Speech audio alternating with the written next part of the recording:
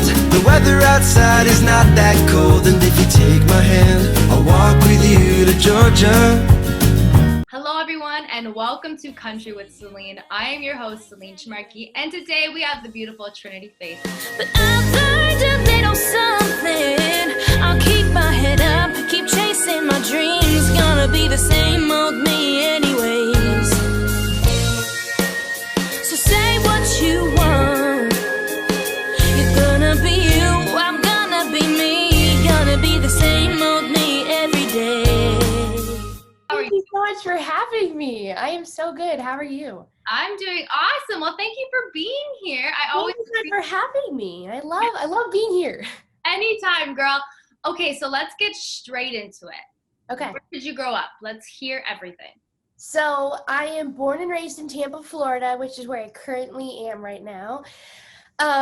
Gosh, I love Florida. I love being on the water and having all my family here. I'm such a family girl, so I'm kind of privy to living with all my family, like in the radius of 5 miles. But no, born and raised in Florida, singing my whole life. I started at the age of 4.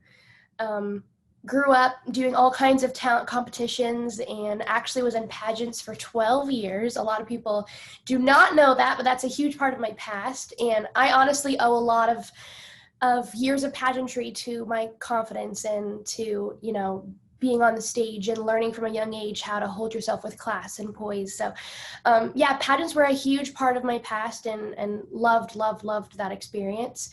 Of course, competitions and singing and talent shows, you name it, I was in it. So 12 years. 12 years. So how old were you exactly when you started? Oh gosh. I want to say around like 5 or 6. 5 or 6 is when I started, and it was a whole family journey. My cousins were doing pageants with me. I was an only child for up till I was 10, so my cousins are pretty much my sisters, and we had such an awesome childhood growing up and doing pageants together. It was so much fun. So yeah, I started at the age of 5 or 6, I believe. Okay, so I've seen the show, I forgot what it's called, Dance Mom. Toddlers and Tiaras? Yes, Toddlers and Tiaras, yes. Okay, so is that realistic? Is that how pageants? No, not at all. Not in the slightest bit. It's reality TV, and I think some of the things are going to be a little accurate. I've been to some of those pageants where actually they were filming Toddlers and Tiaras. Oh, that's cool. Yeah, it's really crazy. It's just so blown out of proportion. I feel like it's definitely taken to the drama's taken to the max. But really the competitions that I competed in were sunburst beauty pageants. I did those pretty much all those 12 years. And they were super, super awesome. Really nice people, super classy, friendly. I had the best time meeting other girls and competing. My cousins and I loved them. We went to Florida. They had one in Florida and then one in Georgia. And so if you qualified for the Florida, you would go to the Georgia 2 internationals. And that was all over the country. So it was really, really fun. And now you excelled in the talent competitions. Yes. So honestly, that was one of the main huge reasons why we started pageantry, was to get my exposure in front of people and to do singing, in front of people, because that's a huge part of music, is being able to perform your songs in front of an audience. And so learning that from a really young age, I feel really catapulted me to where I am now. So definitely. Did you ever sing original songs in front of the artist? Well, that's crazy because I didn't start writing until, oh my gosh, when did I start writing? Earlier in my years, about 13, 14, and I actually stopped doing pageants at 14 and really took music seriously after that. So no, I didn't perform any originals. I usually did the classic covers like Etta James and Whitney Houston and all those timeless songs. So no, I didn't do any covers, but that would have been really fun. When you were 4 years old, like you were saying, you loved music. That's when you kind of excelled in the arts. So from 4 years old, is that when you kind of realized, even though you're 4, you have a different mindset? You say, I want to be a singer, But you just knew from 4 that you wanted to be a singer. Like after like you went through high school, you knew this was something that you wanted to. Yes. So really like 4 years old was up to like my parents. My mom really pushed me to start doing singing lessons at 4 because she was like, I know I'm your mom and I think you're great and all, but like, let's see what a professional thinks. So she took me to a vocal coach nearby and she was like, listen, I know my daughter's 4, but I just want you to listen to her. So I was able to match pitch on the piano, and the vocal coach was like, oh my gosh, this is like, you know, crazy. She's 4, you know, I don't need to take students this young, but let's do it. So I started taking vocal lessons at 4, and I still take them up to this day at 20. So lots of practice. Of course, a lot of artists, they still take vocal. Yes, of course. You have to be conditioning your voice at all times, because even for broadcasting too, like my field, you have to always be talking a certain way. Like you still have to do warm-ups, like warm up your voice. I remember in school we learned this thing, and I'm sure people that are in broadcasting, they understand what I'm talking about, and it's you stick out your tongue and go laga laga laga. Yep. And like it's weird for people who just watch me do that. It is odd, but it works. It works. It really does condition the voice, and it helps you talk so much better. And like for you, it helps you sing so much better. It makes you're able to hit the high notes, the low notes, and all of that good stuff, essentially. Oh gosh, my vocal coach would kill me if I was to sing a song and not warm up. He's like, how dare you do that to your voice? I mean, it's just like, it's really true, because it's conditioning. I mean, think about it, like, there's never a time where you're not learning anything. I mean, I don't think that there's to a point or a certain age where you're like, yeah, I'm done learning now. I've learned all there is. Like even Celine Dion, I mean, even like the top-notch singers still learn new techniques every time they're with vocal coaches. So it's just a never-ending process. Yeah, it's something that you always will be doing. If you want to be in that sort of field, it's something that you just know you're going to have to do. And like you said, the greats do it. Celine Dion definitely still does. And holla, Celine Dion, Celine. Okay, that's you.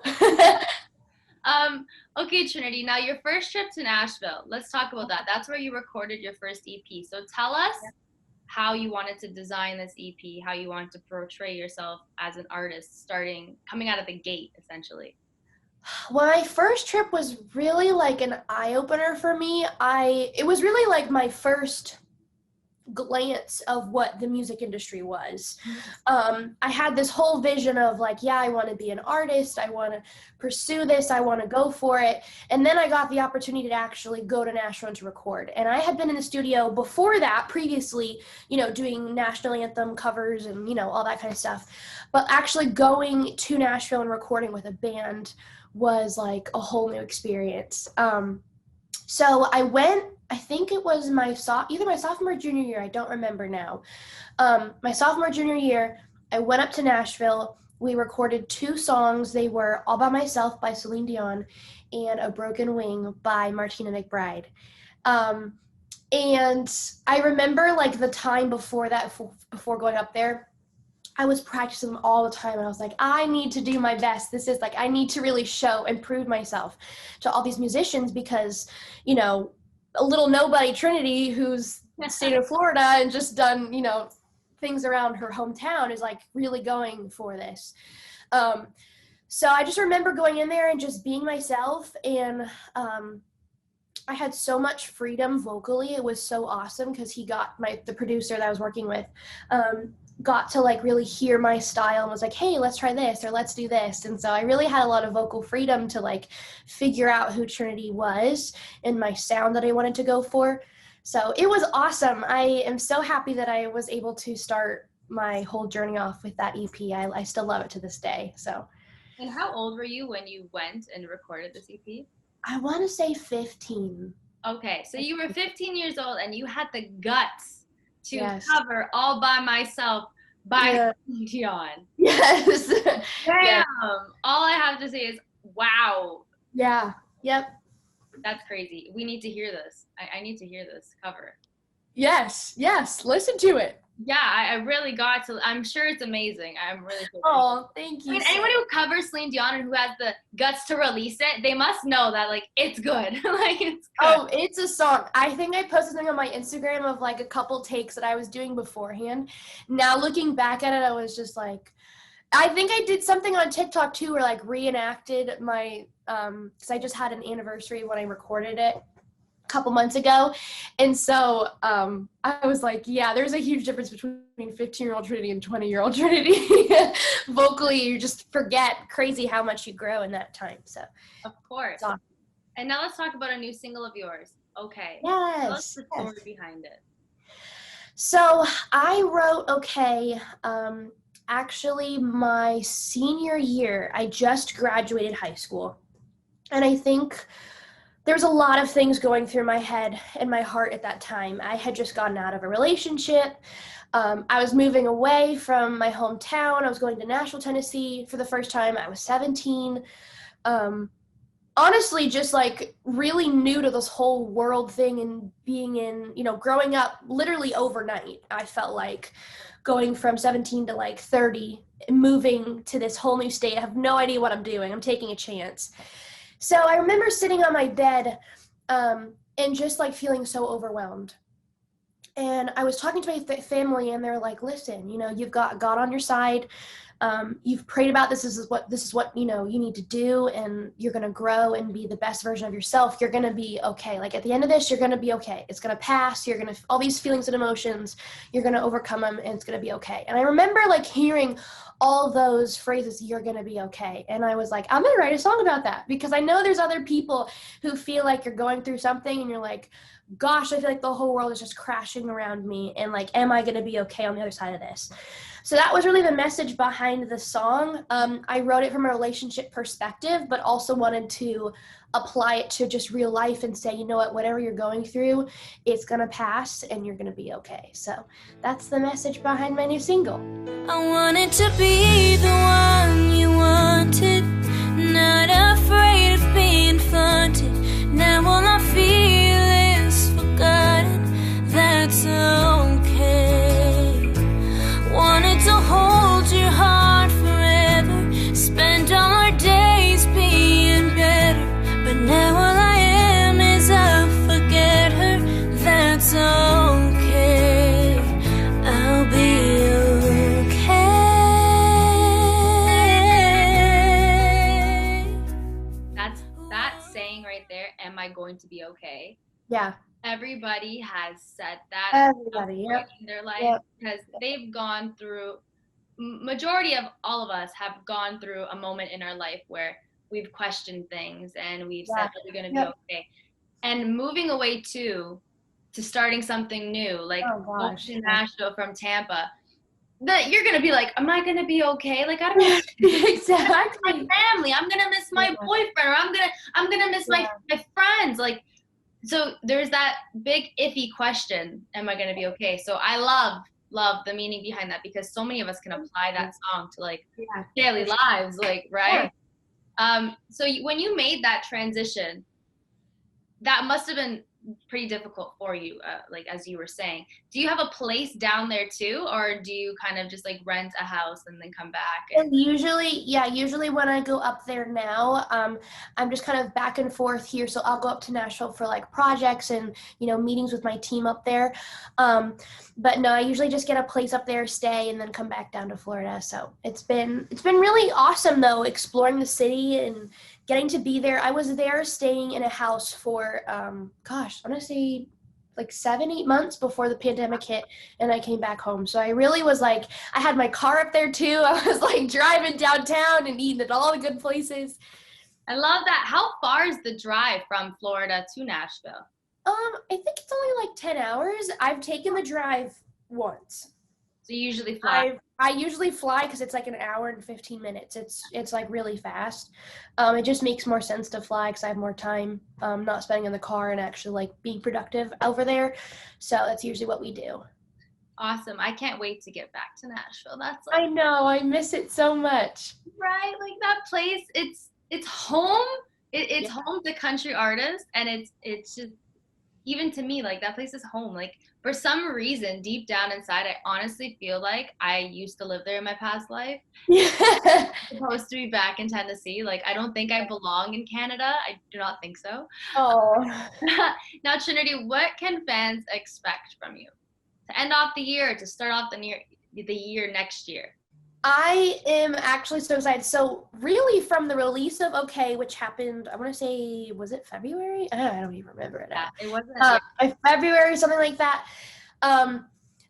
This time for me has really been like a step back and just growth more than anything. I've been working on my vocals. I know it doesn't sound like that because I'm totally sick right now, but no, seriously, I've been really honing in on my vocals, like with my vocal coach, and really trying to start this new phase of my life as 20. I want to have, bring in some different sounds that I've been working on, really growing in my vocals. So like this time I've been just writing music.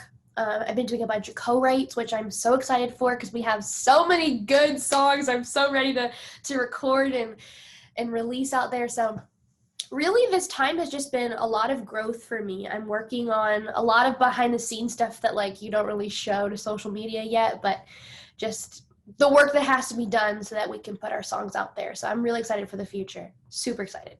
That's really exciting. It's exciting to hear even on my end. I can't wait. I think we need to do a live soon too.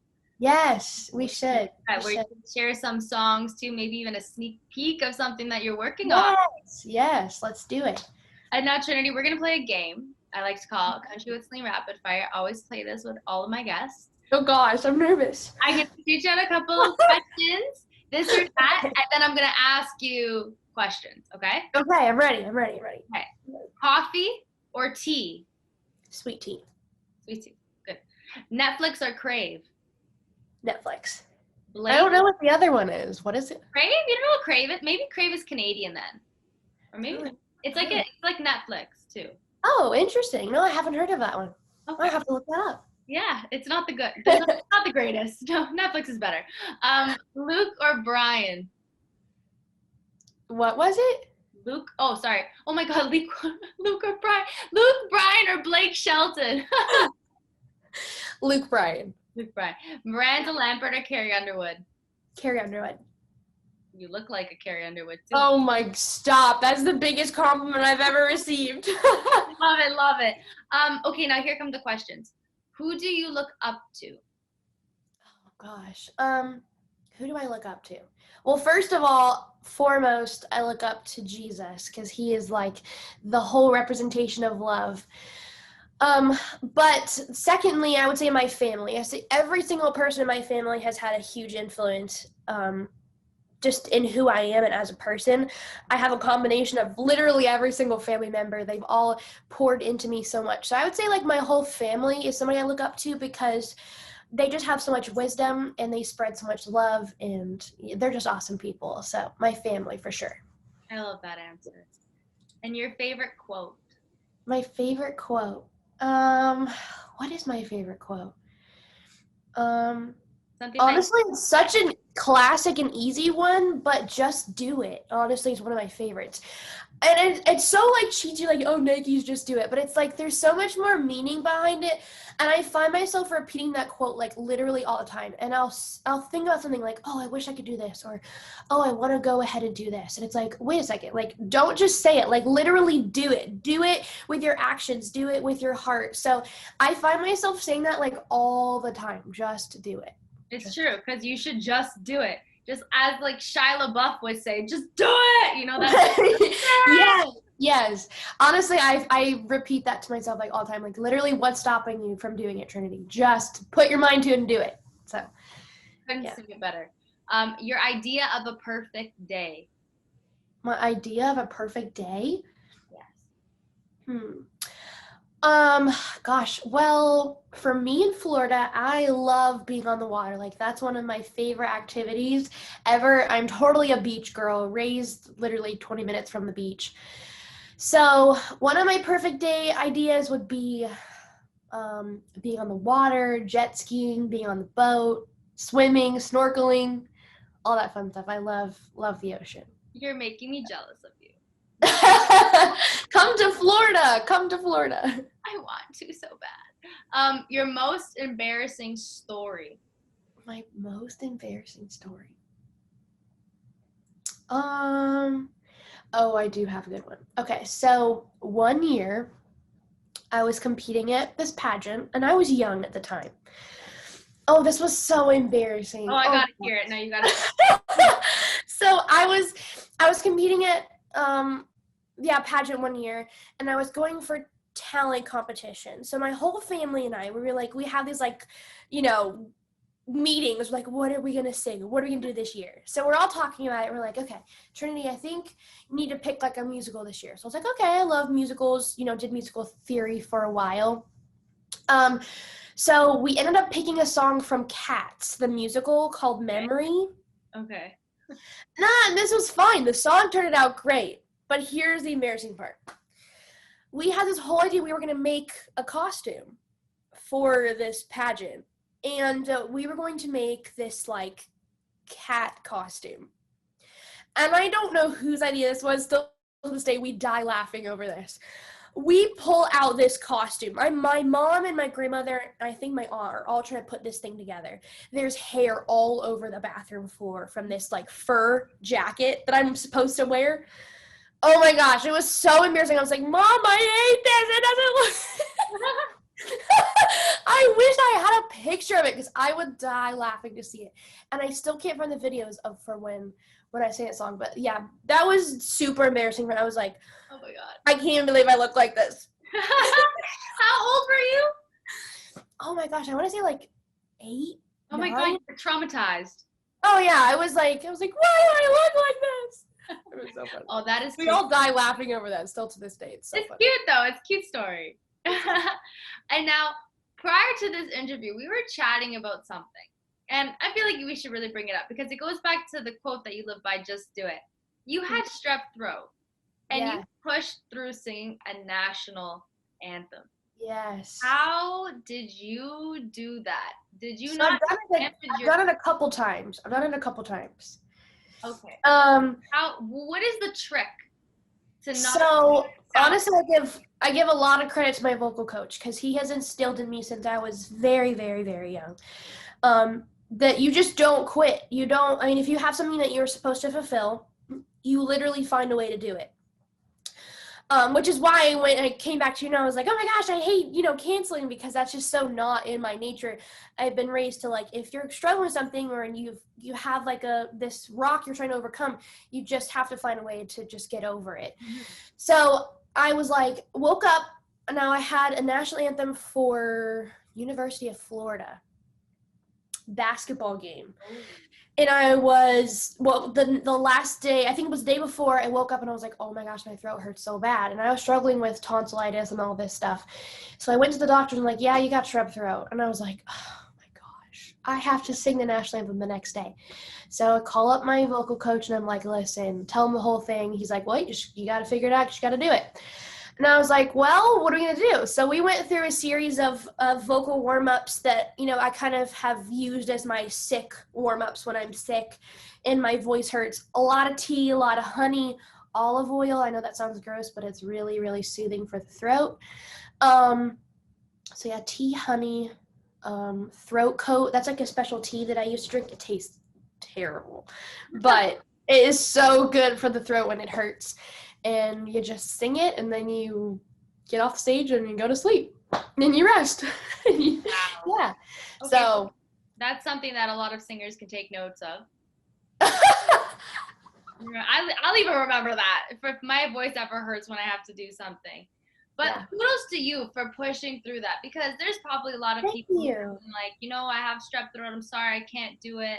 But you actually push through that, and you continue to push through that whenever you are sick. So wow. There are some cases where like if it was a really, really bad case, and my mouth was swollen or my vocal cords were swollen and other things that you just don't like, literally the health of your future is in the hands of you singing or not. Mm-hmm. Of course I'm gonna have to decline, and artists do it all the time for shows and tours and stuff like that. So it happens. It's definitely a thing that happens. But like for the little cases, or I have a cold, or blah blah blah blah blah, it's the show must go on, and you just gotta pull up your bootstraps and sing through it, and then drink a bunch of tea and go to bed. So Show must go on. That is like the most true statement ever heard, like ever said.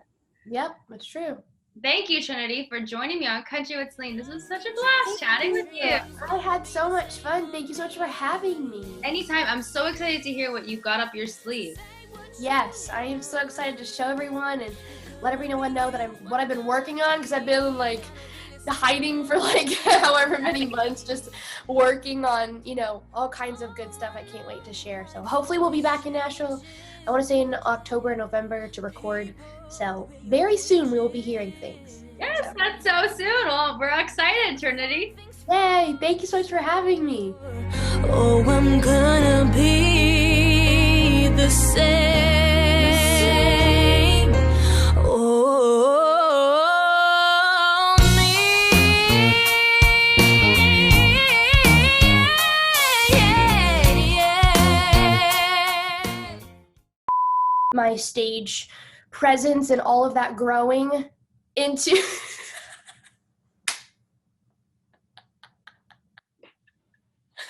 is real life. What can I tell you?